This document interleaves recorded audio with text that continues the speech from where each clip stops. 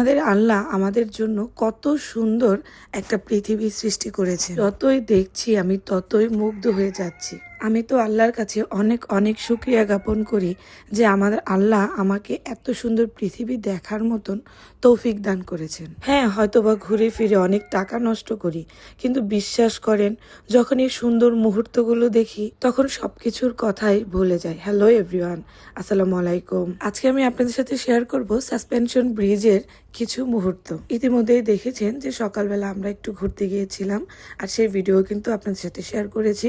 এখন আমরা চলে এসেছিলাম লাঞ্চের জন্য। খুব ভোরবেলা ঘুম থেকে উঠেই একবেলা কিন্তু ভরপুর ঘোরাফেরা করে এখন চলে এসেছিলাম ভরপুর খাওয়া দাওয়ার জন্য।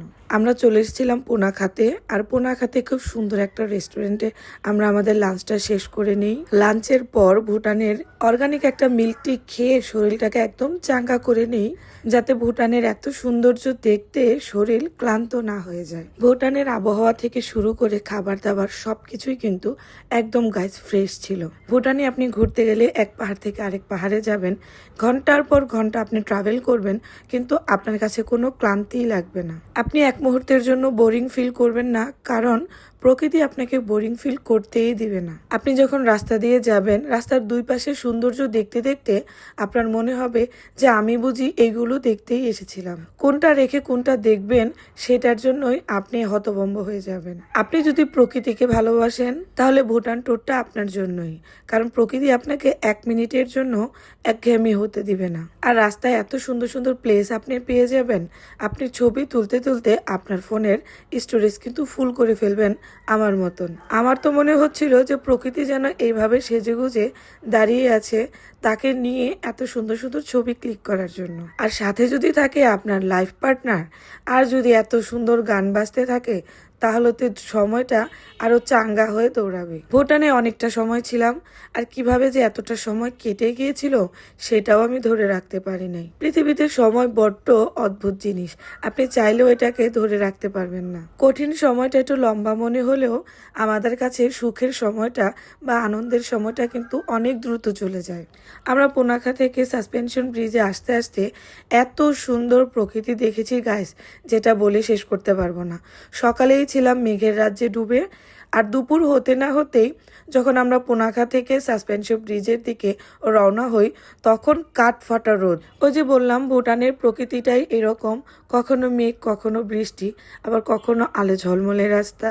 তাই তো সকালবেলা যে মানুষটা ঠান্ডা আর মেঘের জন্য শীতের কাপড় চোপড় পরেছিল, সেই মানুষটাই দেখেন এখন শর্ট স্লিপে চলে এসেছে।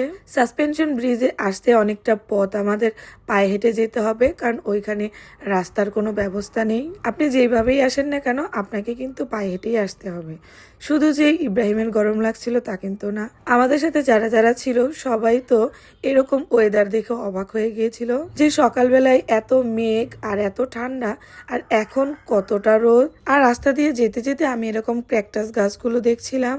এই গাছগুলো একবার আমি মদিনার তাইফ শহরে দেখলেও কিন্তু এই ক্যাকটাস গাছের ফলগুলো আমি শুধু ভিডিওতেই দেখতাম, কিন্তু এবার আমি এগুলো নিজ চোখেই দেখে নিলাম। আমি তো 2টা ফল হাতে নিয়েছিলাম, এত পরিমাণ কাটা কখন যে আমার স্কিনের ভিতরে ঢুকে গিয়েছে সেটা আমি বলতেই পারি নাই।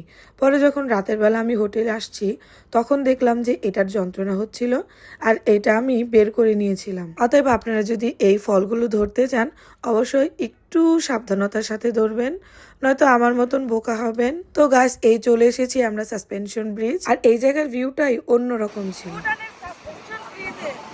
এখানে খুবই ভূতের অবস্থা, আমি প্রচুর ভয় পেতেছি, আমার জামাই আমার টাইনা নিয়ে এসেছে।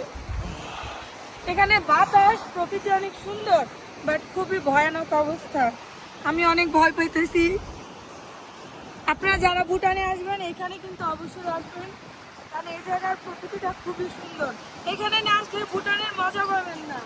নিচে নদী আর উপরে এত সুন্দর। এই হচ্ছে ভুটানের সাসপেনশন ব্রিজ, ওইখান থেকে শুরু এই পুরাটা পথ। আমরা কত যুদ্ধ করে যে আসছি। নিচে গাইস পানির এত স্রোত, আনফরচুনেটলি যদি এটা ছিঁড়ে যায় তাহলে আর রক্ষা নাই একদম। তো আমি সাঁতার পারি না, যারা সাঁতার পারে আমার মনে হয় না তারাও এটা নিচ থেকে বাঁচতে পারবে। ভুটানের সৌন্দর্য গাইস আপনাদের সাথে আমি বলে শেষ করতে পারবো না। এক এক সাইডের এক এক সৌন্দর্য, এক এক জিনিসের এক এক সৌন্দর্য। আল্লাহর প্রকৃতির অর্ধেকটা সৌন্দর্য যেন ভুটানেই দান করে দিয়েছেন। প্রথমবার ব্রিজটা পার হতে গিয়ে আমার একটু ভয় লাগলেও পরের বার আর ভয় লাগে নেই। এই সিনটা ছিল ব্রিজের এই পাশে। এটা পুরোটাই একটা গ্রামীণ একটা পরিবেশ ছিল। এখানে অনেকে ধান ক্ষেত করেছে, কেউ সবজি চাষ করেছে। এখান থেকে পাহাড়ের সৌন্দর্যটা অন্যরকম ছিল, একদম নিরিবিলি আর সবুজে ঢাকা ছিল। আর এখানকার মানুষগুলো এত ফ্রেন্ডলি ছিল যেটা দেখে আমার আরো অনেক ভালো লাগছিল। তাদের মধ্যে আমি কোনো প্রকার হিংসা অহংকারী দেখলাম না। তারা তো আমাদেরকে এমন ভাবে ট্রিট করছিল যে কত দিনের না জানি আমরা চেনা। ইব্রাহিম তো আমাকে বলছিল যে আমার এই জায়গাটা অনেক ভালো লাগছে। তাই তো দেখেন কি সুন্দর করে নিজে একা একা ঘুরে বেড়াচ্ছে। আর তাকে সময় দেওয়ার জন্য আমিও কিন্তু চলে এসেছি, কারণ লাইফে একা ঘোরাফেরা আমার কাছে একদমই ভালো লাগে না। তাই তো আমরা সবসময় চেষ্টা করি দুজন মিলে ঘুরতে। আর আমার বিয়ের পর ইব্রাহিম কখনো আমাকে একা রেখে কোথাও ঘুরতে যায় না। যদিও অনেক ফোর্স করি, বলি যে যাও তুমি একা একা ঘুরে আসো, সে বলে না আমি তোমাকে ছাড়া কখনো ঘুরতে যাব না, কারণ একা একা ঘুরতে একদমই ভালো লাগে না। একটা সময় আমরা দুজন একটু কোয়ালিটি টাইম স্পেন্ড করে এখন আমরা চলে আসছিলাম, কারণ এখানে প্রকৃতিটা এত সুন্দর ছিল। আমরা অনেকক্ষণ এখানে স্টে করেছিলাম। আর এই হচ্ছে আমাদের এইবার ট্রিপের দিদার ভাই আর হাবিব ভাই। তাদের জন্য তো আমাদের এবার ট্রিপটা আরো অনেক বেশি সুন্দর হয়েছে। দিদার ভাইয়ের কথা আর কি বলবো, সে যদি না যেত তাহলে হয়তো বা এই ট্রিপের সবাই এতটা আনন্দ করতে পারতো না। কারণ যারা আমরা পার্টনার ছিলাম তারা একটু আনন্দ করতে পারলেও যারা ব্যাচেলার ছিল তারা মনে হয় না এতটা আনন্দ করতে পারতো। দিদার ভাইয়ের জন্য সবাই ফুল ফিল আনন্দ করেছে, ভরপুর মাস্তি করেছে আর ভরপুর ঘোরাফেরা করেছে। আমরা যারা কাপলরা ছিলাম আমরা তো দিদার ভাইয়ের কথায় হাসতে হাসতে একটা পর্যায়ে পেট ব্যথা হয়ে যাচ্ছিল, কারণ দিদার ভাই এত মজার মজার কথা বলছিল। তাকে দেখলে আপনি বুঝতেই পারবেন না যে সে এত বড় একটা ট্রাভেলসের মালিক, তার মধ্যে ওই রকম কোনো কথাই আপনি পাবেন না।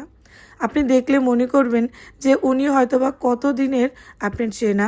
এতদিন আমি দিদার ভাইয়ের কথা শুনলেও এবার ফার্স্ট টাইম তার সাথে আমি মিট করেছিলাম। প্রথমবারে সে এতটা ফ্রি হয়ে গিয়েছে।